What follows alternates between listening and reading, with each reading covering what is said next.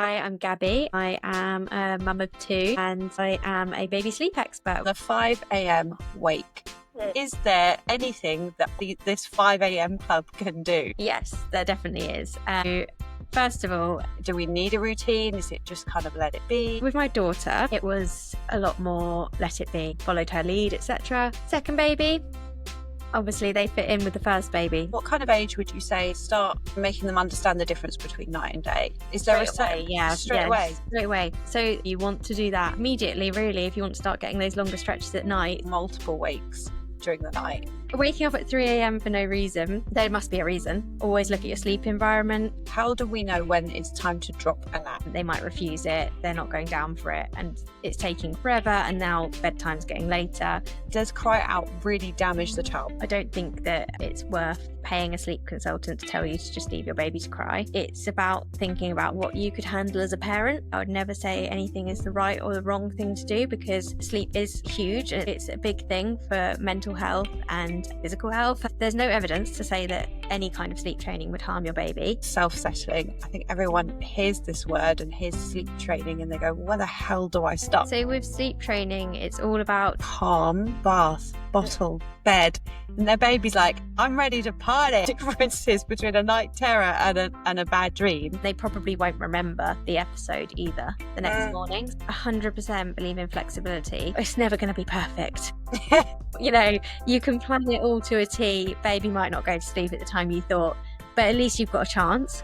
Do I wake my baby from a nap? Honestly, if we let Max sleep, he would easily do like 2.5 hours. And then he would not be sleeping at night. Yeah, my daughter's the same. Good afternoon. Tell everyone about what you do, who you are, and introduce yourself for everyone listening.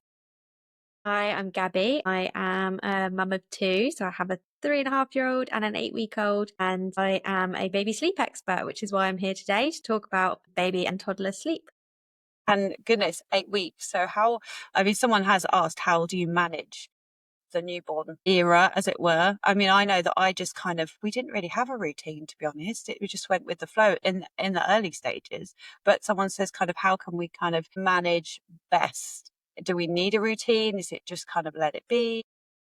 I mean, with my daughter, my firstborn, it was a lot more let it be, followed her lead, etc. Second baby, obviously they fit in with the first baby. So he's actually got more routine already, just from the fact that we have a set wake up time in the morning, which really helps to set your day. And sort of activities we tend to go to at certain times. So he'll end up having naps a little bit more on a set routine than she ever did. But it's amazing because this time round, I know what I now know. Yeah. So you just start doing things a lot more consciously once you start actually thinking about what a newborn needs sleep-wise. So I know that he can only manage to be awake for around 45, which is something that I didn't consider that much when I had my firstborn. I just thought, when she was tired, she went to sleep, or she might have cried because she was overtired. Whereas with him, I'm a little bit more on it where I can be, trying to get him down, that peak window when he's actually needs to sleep. And that's as much routine really as there is with a newborn, because you're not going to have set nap lengths. So it's more about the wake windows and just the frequency of how often they need to sleep. But getting them up at the same time every day is definitely a good idea if you want to start to establish routine. Yeah. And what kind of age would you say? They always say at a certain age, start making them understand the difference between night and day. Is there straight away? So that's setting their circadian rhythm. So you want to do that sort of immediately, really, if you want to start getting those longer stretches at night. So nighttime, you want dark environment, white noise. If you're going to have a nightlight, have a red nightlight. So it's very much calm, dark. This is nighttime. Daytime. So for example, Leo's napping now in the light, because it's to try and show him the difference between day and night. Although he is there with it now already. By 8 weeks they should be there with it, and it's less important. But the thing to do from the start is to have them in the natural light in the day, and the dark at night, and then you'll start to get longer stretches overnight with their sleep, because some babies, otherwise they start to think night is day and day is night, and they might start partying in the middle of the night, which nobody wants. Talking of the middle of the night, someone says here that they're getting multiple wakes during the night and they're really struggling with their nap routine. Is there like a general reason for this, or is it just so different compared to each baby? So night wakes, I mean, there are so many reasons a baby could wake in the night. All Mm, babies wake in the night, adults wake in the night as well. It's about their ability to get themselves back to sleep.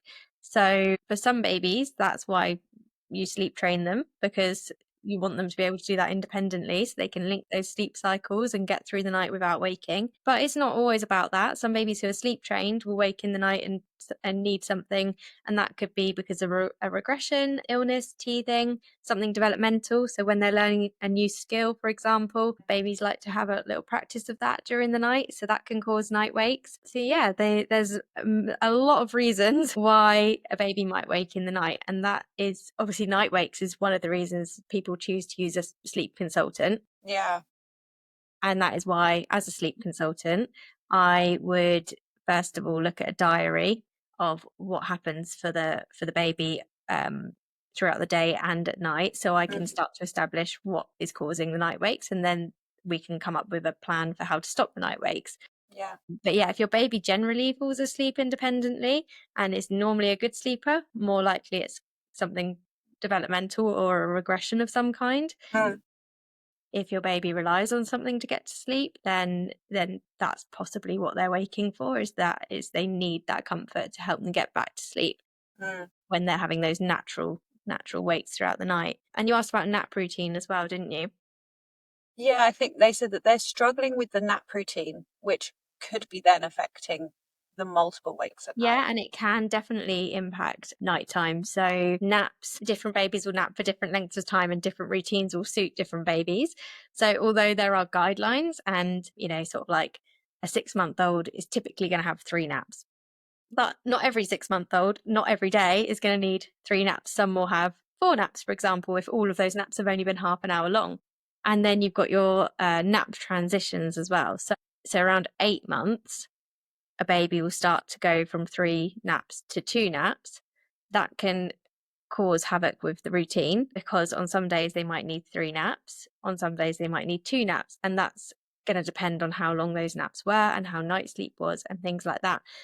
But I would say a great tip for establishing routine is, once your baby's sort of 6 months old and older, is to start to have more of a clock-based schedule rather than solely going off wake windows. Mm, That can really help. So thinking like, okay, my baby typically wakes up at 7. If they're 8 months old, their first nap might be around 10 based on wake windows.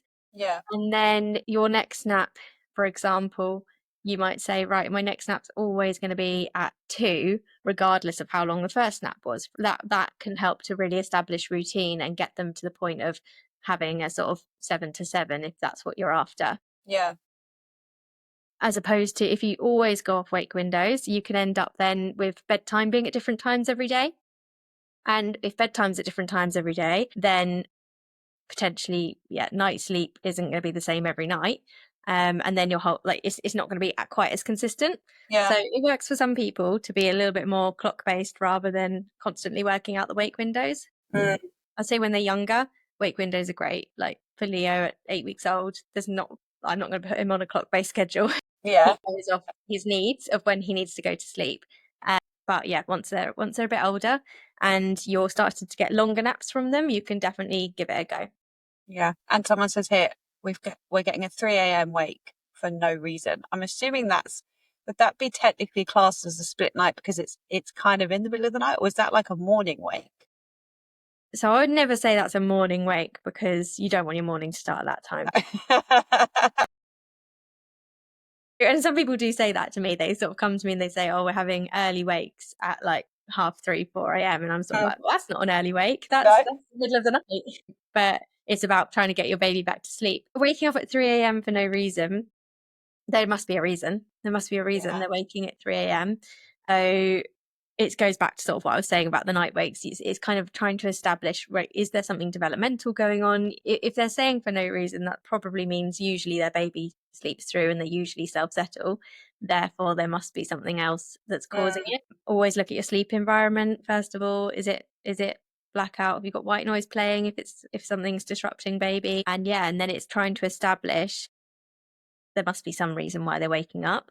Mm, But then what do you do about it? So it's the how you're handling that night wake that's probably going to affect whether they're going to keep doing it night after night after night. So if you are going in and then feeding your baby and your baby doesn't usually feed during the night, they might start to get used to that and think, actually, I quite like having a feed in the night, and mm, that night wake might continue. So it's about how you handle it as well as to whether it's going to continue. mm. Um, and again, that's sort of where sleep training comes in too. And in terms of like, if it's a split night, is that is there usually a reason, 100% reason for that? Or is it like everything else where it's different for every baby? Because I know with Max, a split night was always because he had too much daytime sleep. And that was just carbon copy for him every time. So we reduced it and it went away. And it was really easy because because you taught us for him, that's what worked. But is that different for everybody? Yeah, so split nights it can be around sort of like AM. It can be any time in the night really, but a split night is when they're awake for a substantial amount of time. So it's not just like a 15-minute wake. It's like they Mm, might be awake for an hour, 2 hours, and then they might be sad and disgruntled during that time, but they might also just be happy and playful mm, during that time. And that can give you a clue as to whether it's due to too much or too little day sleep. So too much day sleep can cause a split night because there's not enough sleep pressure, like Max, and he needed less day sleep and a bigger wake window to bedtime, and that helped his sleep pressure build and get him through the night. Some babies will have too little day sleep. They'll be really overtired at bedtime.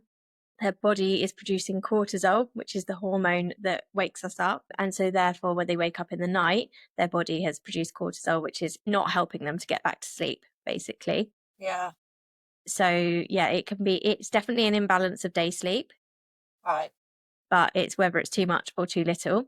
And then also it's the other thing to consider is, can they get themselves back to sleep? Because some babies, if they're awake and happy for an hour and a half in the night, but they can get themselves back to sleep, then the parent might not even really notice that much. It's sort of like, oh, well, they were awake, but they weren't crying or anything, and then they went back to sleep. Whereas if they don't know how to do that, then you're likely to get the crying will start to set in. So they might be awake for a little bit, and then they'll start to cry, sort of like, actually, I want to go back to sleep here, but I don't know how. Yeah. And the 5 a.m. wake, Mm. the dreaded 5 a.m. wake that I think every parent has had to deal with, especially when like clocks go back or forward. Yeah. And I know a lot of my friends, their baby is stuck on 5 a.m. and they've said, I've tried reducing my nap. I've tried putting them to bed later so they'll wake up later. Nothing works. Is there anything that this 5 a.m. club can do? I mean, I'm really lucky because Max now sleeps until like 8. But thank God. But is there anything that parents can do with the 5 a.m. club here? Yes, there definitely is. First of all, not accepting that as your wake time for the day. Mm, So whatever's caused the 5 a.m. wake, it could be too much, too little sleep. It could be something in your sleep environment, etc. But the key is, don't get them up. Don't allow yeah. them to be up at 5 a.m. If you do that, then you're just setting their body and their body clock to start their day at that time. So it becomes a pattern and it becomes a habit that they will do that. So it's about breaking that habit. However long it takes, the best thing you can do, however long it takes, is get your baby back to sleep. Even if you're trying to get them back to sleep for an hour and a half and then they go back to sleep for 10 minutes, that will be so impactful in breaking that early wake cycle. So it's sort of finding that day, okay, right, Saturday, we can really crack this. Mm, And getting them back to sleep to break the habit of their body clock waking at that time. So you probably have to do that for a few days. mm. But yeah, so you probably have to do it for a few days, but it would break the cycle. When it comes to going in and not letting them get up for the day, do you talk to them to kind of be like, it's okay? Or do you just say nothing at all? Do you bump at? Is there like a way that it is being able to do it without kind of stimulating them to be awake? Yeah, that you've hit the nail on the head. So to try not to stimulate them, basically. So Mm, actually chatting to them or reading a story and things like that isn't the best thing to do because you're stimulating them. So the least stimulation you can do, the better. yeah. So yeah, you could bump at, you could even rock them back to sleep. You can do whatever works, Mm, so long as they go back to sleep. Is the key. Yeah. And if you have had a really bad night with the baby, multiple wakes or 5 a.m., whatever it is, do you let them sleep in the morning, or do you just give them a longer nap in the day and stick to the routine? I would go with the second option, the longer nap, Yeah. because if you let them sleep in, then they're sort of catching up on that missed sleep overnight, and your whole next day is going to be impacted by that. So if you're looking for routine, obviously sometimes, when I had my firstborn, we used to let her sleep in if we'd had a rough night because we Mm. had nothing to get up for. Yeah. Doesn't happen with Leo. Like he has to get up because my daughter's up. But it really does help to get up and start your day, however painful that is at the time. Yeah. It does help in the long run for it not to become a knock-on effect for the next night. Mm. And in terms of when there's like a general guide for each age of overall sleep, because I think I used to get really hung up on, well, how much sleep should they nap during the day? But in Yeah, actual fact, I found when we came to you is that, especially with Max, he has really low sleep needs during the yeah, day, but his overall sleep, like the overall time he needs to sleep, is the same as every other child, but nap time for him needs to be a lot shorter. So you say look at it from an overall kind of 24 hours. exactly. Yeah, exactly that. So there are sort of guidelines as to how much sleep a baby needs at each age and stage. Usually there is like a variation in how much sleep each baby does need. So it might be 12 to 14 hours, for example, Yeah. and your baby could fall some anywhere within that. And yeah, it's about looking at it over 24 hours. For some people, when you get to toddlerhood, for example, if some people like to cut the nap down so that they get the 12 hours overnight, Yeah. um, because otherwise, if you're allowing them to have a long nap in the day, you might only get 10 or 11 hours overnight, which might mean an earlier wake up or a later bedtime. Mm. So yeah, it is about looking at it over 24 hours and working out how that sleep balances best for your family and your baby. And do you have on your social media like a guide for each age of how much is the recommended time they should nap? Yeah, I have a little helpful little chart which tells you roughly how many naps, what their wake window will be, and how much sleep they need over 24 hours. Okay. But it's important to not get too hung up on what every other baby does because each baby is unique. Yeah. It's really useful as a guide, but you'll have to work out for your baby what works best. And of course, navigating naps. How do we know when it's time to drop a nap? So when the baby starts to refuse one of the naps, so for example, if they are 8 months old, going from 3 naps to 2 naps, that last nap becomes really difficult to have. Mm. They might refuse it, they're not going down for it, and it's taking forever. And now bedtime's getting later as a result. So when you start to notice those patterns, then you think, okay, right, we probably need to start dropping one of the naps. Obviously, the other key thing is your baby has to be able to do long enough naps. If they're going from 3 to 2, those two are going to need to be a little bit longer. Mm. You can't just have two 20-minute naps. That's not going to be enough sleep for that baby. Mm. And then when you do it, it's about thinking of it as a transition. So they're called nap transitions because it's not an overnight thing. It's not, okay, right, he's 8 months old today. So we're just going to go to 2 naps now. Mm. It's doing it gradually and following what happened, like the lead of your baby, basically. If naps have not gone well one day and you've had two shorter naps, it's putting in that third nap Yeah. and getting them to sleep maybe in the buggy or the car or something, a way that's manageable. Mm. Um, and again, sort of like when you go from 2 to 1 nap, it's over a period of time. Some days they might need 2 naps, especially if night sleep's not been good one night. Some days they might be able to manage just the 1 nap. So it's doing it as a transition. And with going from 1 nap to no naps, again, it's the best thing to do is not just to go, right, we always have a 2 hour nap. Now we're going to have no naps because Yeah. the toddler doesn't really like napping anymore. It's trying to reduce it. So it's reducing it a little bit more gradually. So, okay, actually, we're just going to reduce to an hour and a half, see how that goes. Then we'll reduce to an hour, see how that goes. Trying each time for a good few days so that you get a really good idea of what works, basically, and then settling at that point for a while. And then when it doesn't work, trying again and reducing it again.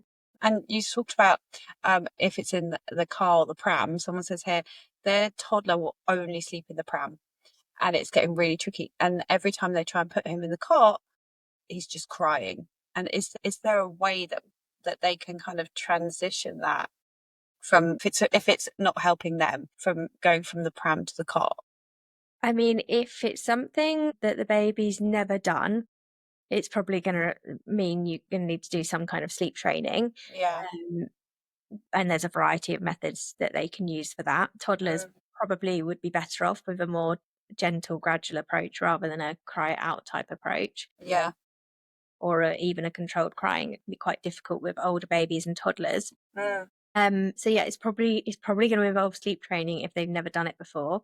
If it is just a recent thing and it's just a toddler testing the boundaries, then I would say just stick with it and keep going with it. Again, my daughter, when like she went through a phase where she was refusing to nap, when she was, I don't know, probably 2.5. She still needed a nap. She definitely still needed a nap, but it was becoming a fight and a battle. But I'm so glad I stuck with it and I kept trying every single day to get her to nap, because she did need it. And it was just a developmental regression where she was just being a toddler and sort of fighting it. But then when she realized actually it's going to keep happening and she got through that regression, she started napping again. And so yeah, she clearly needed it. So it's mm. not giving up as well. It's trying to keep going with it.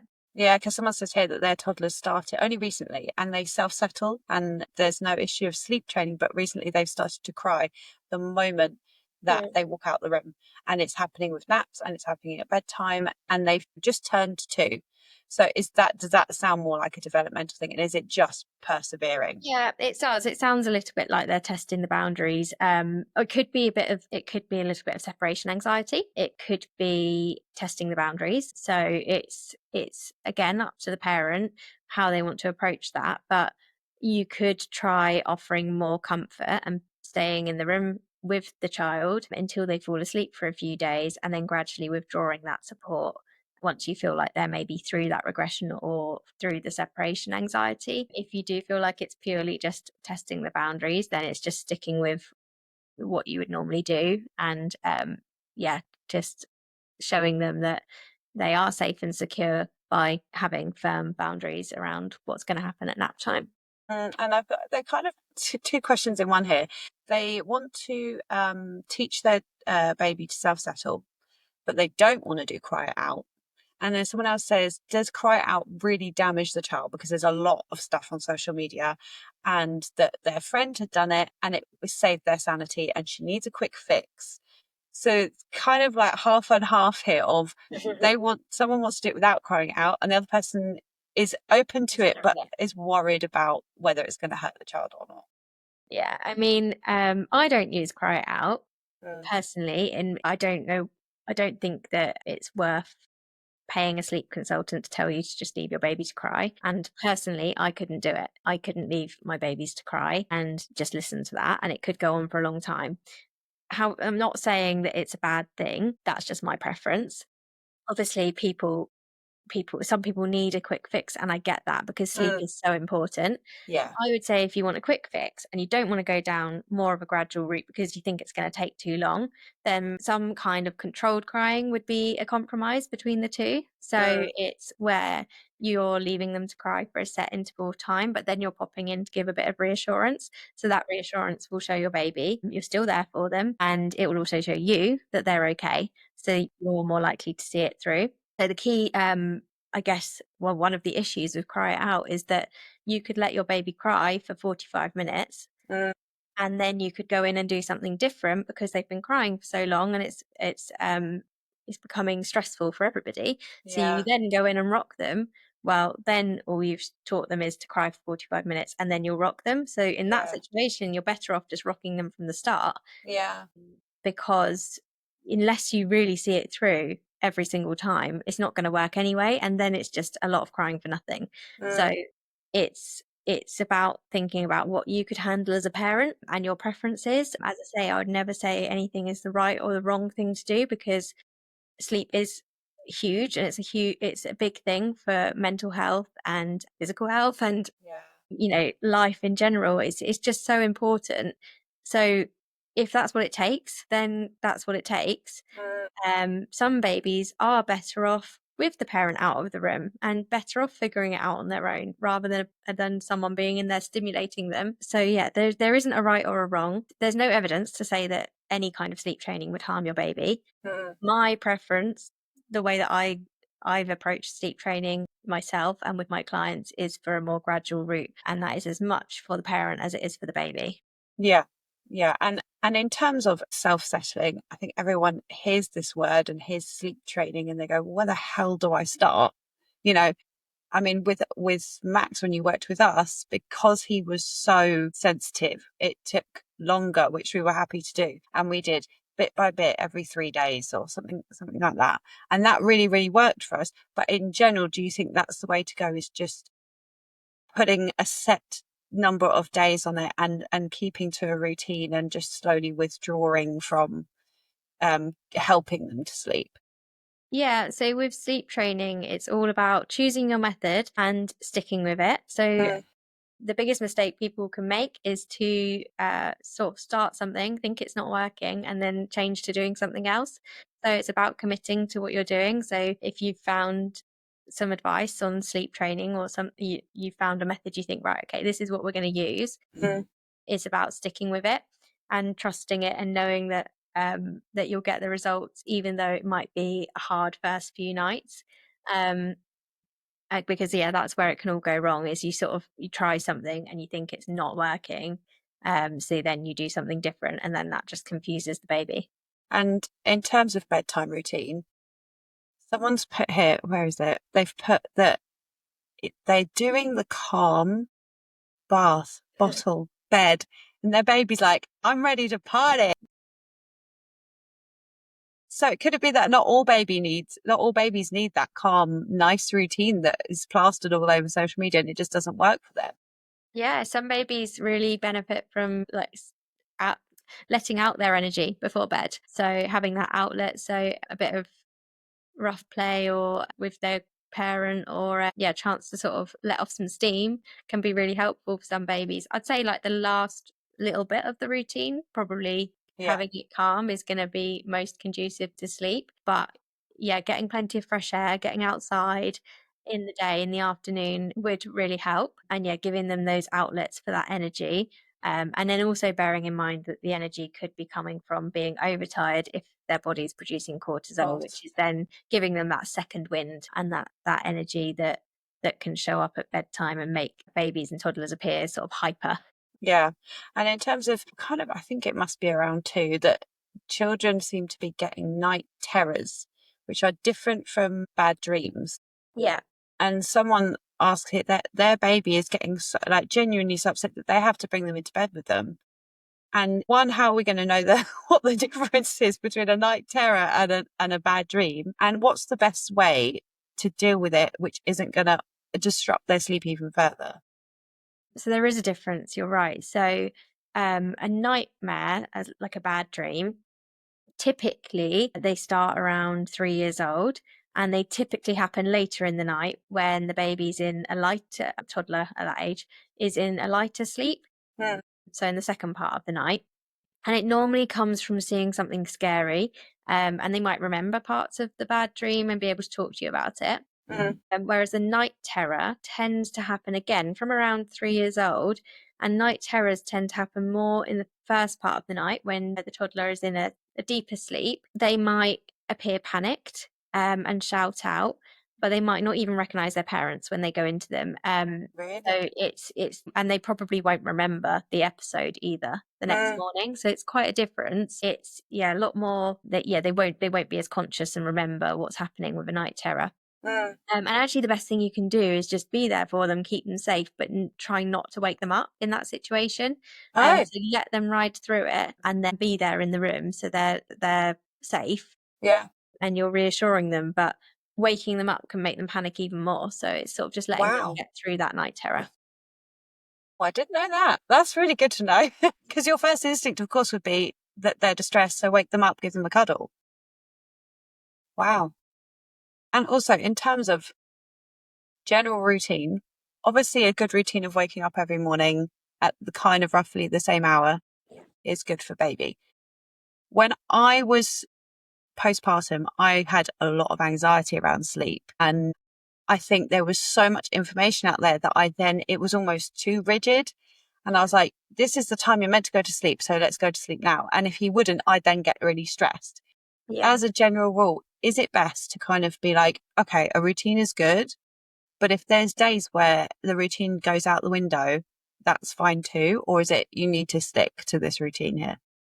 100% believe in flexibility, Mm. because it's not possible. It's not possible to keep to the same timings every single day, particularly once you start having multiple children as well. And you've got work and you've got commitments.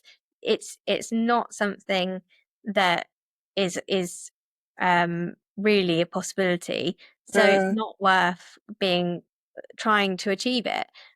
It's I think the days where you can get the routine in place. If you Yeah, can wake up at roughly the same time, great. But if it's not going to work that day, then it's about being flexible. So, yeah. and that's where the whole sort of don't wake your baby comes into play. So people say never wake your baby. Mm. Sometimes you have to wake your baby, Mm. because you've got things going on that day. And so you're forward planning and thinking, well, actually, if I wake my baby now, the next nap will be at roughly this time. And that will work much better for my day to day rather than letting them just sleep, and then being stressed later on because they're not going to be sort of ready to sleep at the right time as such. Mm. So, yeah, I do believe that having flexibility and having the confidence to wake your baby when needed from a nap or in the morning is really important because it will help you to manage your day. It's never going to be perfect. You know, you can plan it all to a T. Baby might not go to sleep at the time you thought, but at least you've got a chance. Yeah, because you've answered the last question I had here, which was, do I wake my baby from a nap? Because so many people go, don't wake the baby, let him sleep. But honestly, if we let Max sleep in the day, he would easily do like 2.5 hours. And Yeah. then he would not be sleeping at night. Yeah, my daughter's the same. So she's 3.5 and she doesn't nap every day, but sometimes she'll have a half an hour nap. If Mm. I let her nap for more than half an hour, night sleep would be affected. Yeah.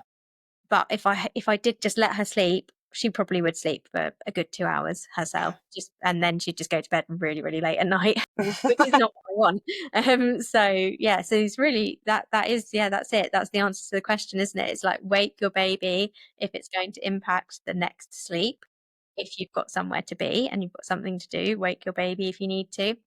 If you're going through a nap transition, you might need to wake your baby because you might find actually we need to have 3 naps today. So therefore, I'm going to have to wake them a bit sooner from the first 2 naps to make sure we get a third nap in. There are Yeah. definitely times when you should wake your baby. Saying that if you have a day at home, you have absolutely nothing that you need to be committed to doing, then of course you can let your baby sleep, as long as you know it's not going to impact later sleep. Yeah. And lastly, naps and bedtime. What are the signs of them being tired or overtired? And actually for Max, when he was younger, he didn't actually show any signs. So we did have to go off routine. But Yeah. for babies that do, what would be the signs we're looking for if they're tired? So for young babies, they can start to zone out. So Mm. it's quite hard to spot, but if you keep watching your baby at approximately the time that you think they should be getting tired based on a wake window. Mm. So if you start watching your baby over the course of a day and see at that time what they look like, they might start just looking into the distance, staring, zoning out, less interest in play, might start to get a bit grizzly. If they're yawning or they're rubbing their eyes, then they're definitely ready to sleep. Trying to catch them before that is the best thing because then you're less likely to have the crying and the upset when they're trying to get to sleep. But yeah, some babies are good at hiding it and good at fighting it. So it can be quite hard to see. And that is where routine and wake windows are handy because at least then you have an idea of when they should be sleeping. Well, thank you so much for coming on today. It's been really interesting, certain things, especially about the night terrors thing. I had no idea that you weren't like, if they're in it, just let them go through. That's really fascinating. I didn't know Yeah, anything it's about that. really fascinating. And actually, a lot of people just don't know the difference between a nightmare and a night terror, Yeah. understandably. And they are quite different, and how you handle them is quite different depending on which one you actually think it is. But also knowing that they typically start around age 3, a lot of people think their baby might be having nightmares a lot younger than that, and it's quite Yeah. unlikely. It's a lot more likely once they become into toddlerhood. And if it is a nightmare, and you're having to bring your child back into your bed because it's so bad, is it a case of just actually try and stay in the room and Yeah, not yeah. overstimulate them and just rock them or do whatever you need to do and just kind of keep the calmness that you would do in your own bedroom but in theirs? Yeah, if you want them to stay in their own bedroom, then yes, that's the best Right. thing. If you're happy for them to be in your bed, obviously that's up to you. But Yeah. if you ultimately want them to sleep in their own bed, then I'd say giving the comfort in their own room is the better option. Yeah. Well, I will, if I can link all your stuff in the description below so everybody can find you with your pearls of wisdom that you've given us all today. And thank you so, so much, because it's definitely going to help me moving forward. Thank you so much for having me. It's been really, really lovely to speak to you. And we got there in the end after our babies wouldn't sleep. We did. Half an hour late, but we got there. And one little cry in between. We did quite Yeah. well. Yeah, we did.